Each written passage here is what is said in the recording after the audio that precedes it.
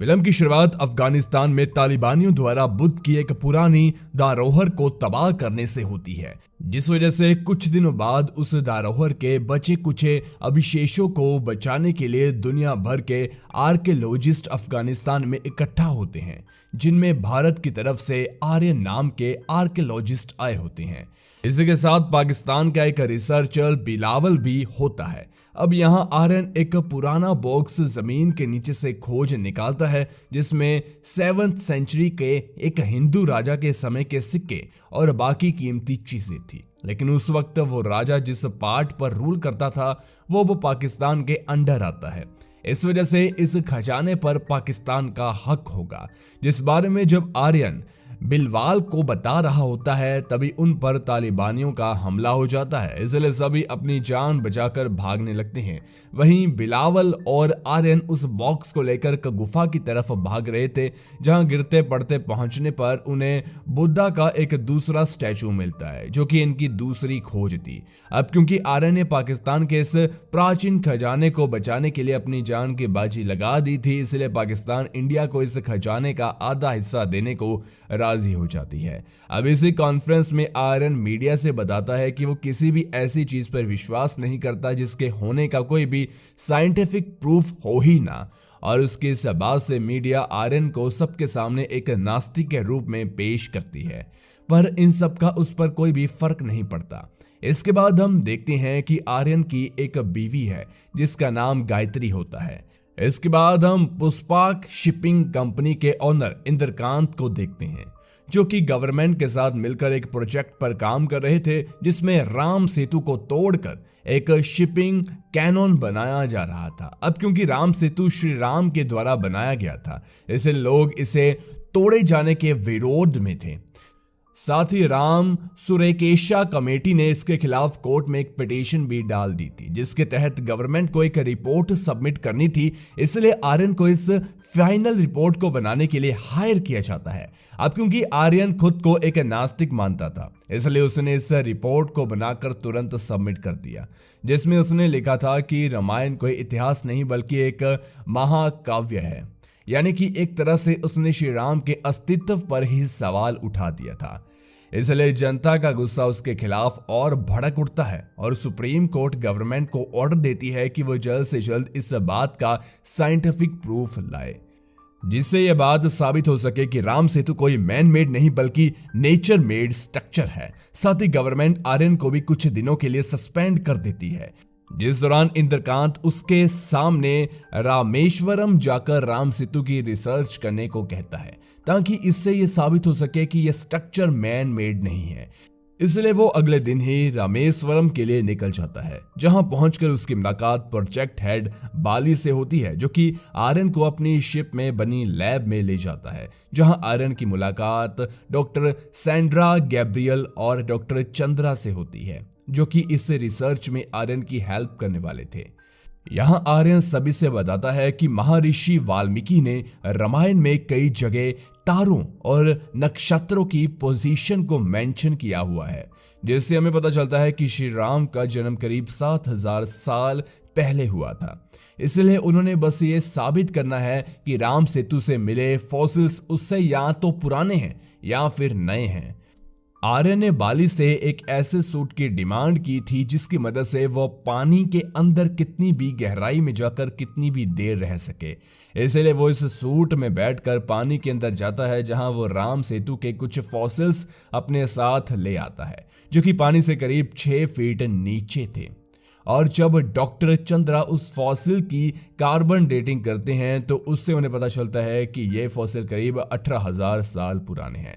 मतलब कि Ram Setu man made नहीं बल्कि नेचर मेड है। हालांकि आर्यन अब भी सेटिस्फाई नहीं था, इसलिए वो दोबारा से जाकर राम सेतु के फ्लोटिंग रॉक्स निकाल कर लाना चाहता था, ताकि वो उसकी भी कार्बन डेटिंग कर सके। इसलिए वो दोबारा से पानी के नीचे पत्थर लेने जाता है, जो कि श्रीलंकन वाटर्स में था। अब क्योंकि श्रीलंका में उस समय सिविल वॉर चल रही थी, इसलिए बाली आर्यन को लौटने के लिए कहता है। लेकिन जब आर्यन उसकी नहीं सुनता तो उस सूट को डीएक्टिवेट कर देता है, मगर आर्यन उस सूट को निकालकर आखिर में उस फ्लोटिंग रॉक जो कि राम सेतु का पार्ट था उसे निकालने में कामयाब हो जाता है और राम सेतु पर चलते हुए वो पानी से बाहर आता है। जिस वक्त ऐसा लग रहा था कि मानो वो पानी पर ही चल रहा। अब जब सुंदरा और गैब्रियल मिलकर उस फ्लोटिंग रॉक की कार्बन रेटिंग करती हैं तो उन्हें पता चलता है कि रॉक सच में 7000 साल पुराना है। दरअसल जो फॉसिल्स पहले मिले थे उन्हें इंद्रकांत के कहने पर बाली ने दूसरी जगह से लाकर प्लांट किया था ताकि आर्यन अपनी रिपोर्ट पर यह सब लिख सके। अब क्योंकि उनका भांडा फूट चुका था इसलिए बाली सैंड्रा, गैब्रियल और आर्यन को मारने की साजिश रचता है। दरअसल आर्यन सेतु के करीब जाकर एक बार फिर से कुछ और सैंपल्स लाना चाहता था, इसलिए उन तीनों को एक सबमरीन में बिठाकर बाली वहां भेज देता है और जब वो लोग पानी के काफी अंदर चले जाते हैं तो बाली सबमरीन के सभी फंक्शंस को डीएक्टिवेट कर देता है। साथ ही समंदर में इस वक्त एक स्टॉर्म भी आने वाला था, इसलिए वो तीनों को जानबूझकर इस वक्त भेजता है, जिसका अंदाजा गैब्रियल को शायद पहले से ही था। इसलिए वो अपने साथ उस फ्लोटिंग रॉक को भी ले आई थी जो कि इस बात का सबूत था कि राम सेतु भगवान श्री राम ने बनाया है। अब ये लोग तूफान में फंसने के बाद किसी तरह से पानी के ऊपर आते हैं जहां इनकी जान एक श्रीलंकन टूरिस्ट गाइड बचाते हैं जिसका नाम एपी था। अब आर्यन, सैंड्रा और गैब्रियल को यह समझ आ चुका था कि इंद्रकांत ने बाली को उन्हें मारने का ऑर्डर दिया था, इसलिए उसे अपनी खोज को साबित करने के लिए और भी सैंपल्स की जरूरत थी, जिस पर एपी आर्यन से कहता है कि वो उन्हें इससे भी बड़ा रॉक कल दिलवाएगा। इसलिए अगले दिन वो लोग समंदर के बीचों बीच राम सेतु से रॉक से निकालने के लिए पहुंच जाते हैं, जहां बाली और उसके आदमी उन्हें देखते ही गोलियां चलाने लगते हैं, जिससे सभी वापस भागते हैं, जिस वजह से गैब्रियल रास्ते में वो बैग गिरा देती है जिसमें उसने फ्लोटिंग रॉक्स रखा हुआ था।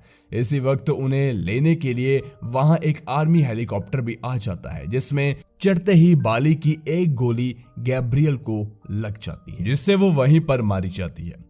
और अब क्योंकि आर्यन ने उसे इकलौते फ्लोटिंग रॉक और गैब्रियल दोनों को खो दिया था, इसलिए वो काफी दुखी था। इसी बीच इंद्रकांत कोर्ट में वो रिपोर्ट सबमिट करवा देता है जिसके तहत राम सेतु 18,000 साल पुराना है, जिस वजह से इस बात को गलत साबित करने के लिए कोर्ट दूसरे पक्ष को सिर्फ 3 दिन का समय देती है, जिसके अंदर वो अगर यह साबित नहीं कर पाए कि राम सेतु मैन मेड है, नेचर मेड नहीं, तो सरकार को इसे तोड़ने का ऑर्डर मिल जाएगा।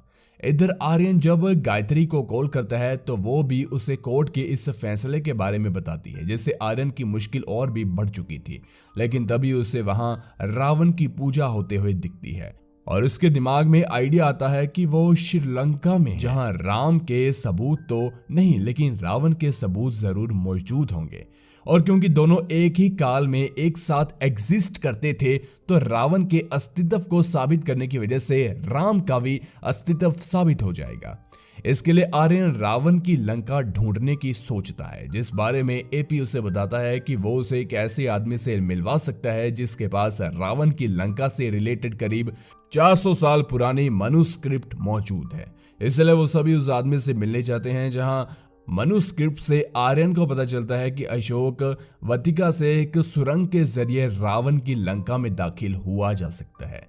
इसलिए वो लोग अशोक वतिका के लिए निकलते हैं। इधर बाली को भी उनके अशोक वतिका जाने की बात उसी आदमी से पता चल जाती है, जिस वजह से वो गुस्से में आकर उसे मार देता है और मैन्युस्क्रिप्ट अपने पास रख लेता है।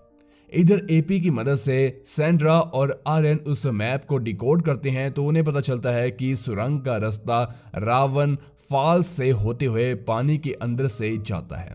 इसलिए बिना देरी किए वो लोग उस सुरंग के जरिए होते हुए एक जगह आकर रुकते हैं जहां रावण की लंका का दरवाजा मौजूद था, जिस दरवाजे का शेप बिल्कुल उसी तरह से होता है जैसा कि मनुस्क्रिप्ट में मौजूद था। हालांकि ये लोग आगे नहीं जा सकते थे क्योंकि वो रास्ता बंद था।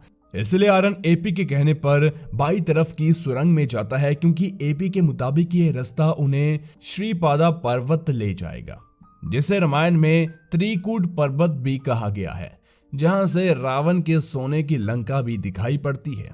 एपी का कहना था कि इस माउंटेन से उन्हें राम और रावण दोनों के ही अस्तित्व के सबूत मिल जाएंगे और श्रीपादा पर्वत पहुंचकर होता भी ऐसा ही है, क्योंकि वहां पर इन्हें संजीवनी बूटी वाले पौधे मिलते हैं जो कि सिर्फ इसी जगह मौजूद थे, क्योंकि ये नॉर्थ इंडिया में ही पाए जाते हैं, जिन्हें हनुमान जी यहां लाए थे। मतलब कि अब आर्यन के पास श्री राम के अस्तित्व के सारे सबूत मौजूद थे, इसलिए वो अब वापस से जाना चाहते थे। पर तभी वहां गायत्री को गन पॉइंट लेकर बाली पहुंच चुका था, जिस वजह से उन सभी को हेलीकॉप्टर में बैठना पड़ता है और यहां बाली आर्यन से उस फ्लोटिंग रॉक की मांग करता है जो कि गैब्रियल ने पहले ही गिरा दिया होता है। इसलिए बाली सैंड्रा को गन पॉइंट पर लेता है, जिससे जब एपी बचाने जाता है तो बाली उसको नीचे धक्का दे देता है और ये देखकर आर्यन उसे बचाने की कोशिश करता है, लेकिन उसका हाथ सिर्फ एपी का बैग ही लगता है, जिसके कारण आर्यन बाली को गुस्से से मारने लगता है और इसी अफड़ा तफड़ी की वजह से हेलीकॉप्टर भी क्रैश कर जाता है, जिसमें सभी को चोट आती है, खासकर की बाली को। और यहाँ आर्यन एपी के बैग को देखता है तो उसे उसमें वही फ्लोटिंग रॉक मिलता है, साथ ही उसे बाली के पास पड़ी मनुस्क्रिप्ट भी मिलती है। हालांकि फिर भी वो बाली की जान को बचा लेता है क्योंकि हेलीकॉप्टर एक्सप्लोड कर गया था। जिसके बाद ये सभी तुरंत कोर्ट पहुंचते हैं, जहां आर्यन सभी सबूतों को जज के सामने पेश करता है, जिस वजह से जज अपना फैसला सुनाते हैं कि अगर साबित करना है तो ये साबित करो कि श्री राम का अस्तित्व नहीं है, क्योंकि राम हमारे दिल में बसते हैं और जब तक कोई उनके ना होने का सबूत नहीं पेश करता तब तक राम सेतु को कोई नहीं तोड़ सकता। और इस फैसले से लोगों में खुशी की लहर दौड़ जाती है। और फिर एक दिन जब आर्यन एपी की उस डायरी को देखता है जिसमें वो इस पूरी जर्नी का हिसाब लिखा करता था, जो कि वो आर्यन से बाद में सेटल करना चाहता था, तो वो शौक रह जाता है, क्योंकि उसमें हर पन्ने पर सिर्फ जय श्री राम ही लिखा हुआ था। और यहां आर्यन को याद आता है कि एपी ने उसे अपना नाम का फुल फॉर्म अंजनी पुष्प कुमारन बताया था, मतलब कि एपी कोई और नहीं बल्कि अंजनी पुत्र हनुमान का ही रूप था। शायद इसलिए एपी हर कदम पर आर्यन के साथ उसका साथ दे रहा था। और इस जर्नी के पूरे होते ही वो वहां से गायब हो गए। और इसी बेहतरीन खुलासे के साथ ये मूवी यहीं पर एंड हो जाती है। गाइस, वीडियो कैसी लगी कमेंट सेक्शन में जरूर अपनी राय बताएं। ऐसे ही वीडियोस के लिए चैनल को जरूर सब्सक्राइब कीजिए, क्योंकि ऐसे वीडियोस लाना हमारा काम है। धन्यवाद।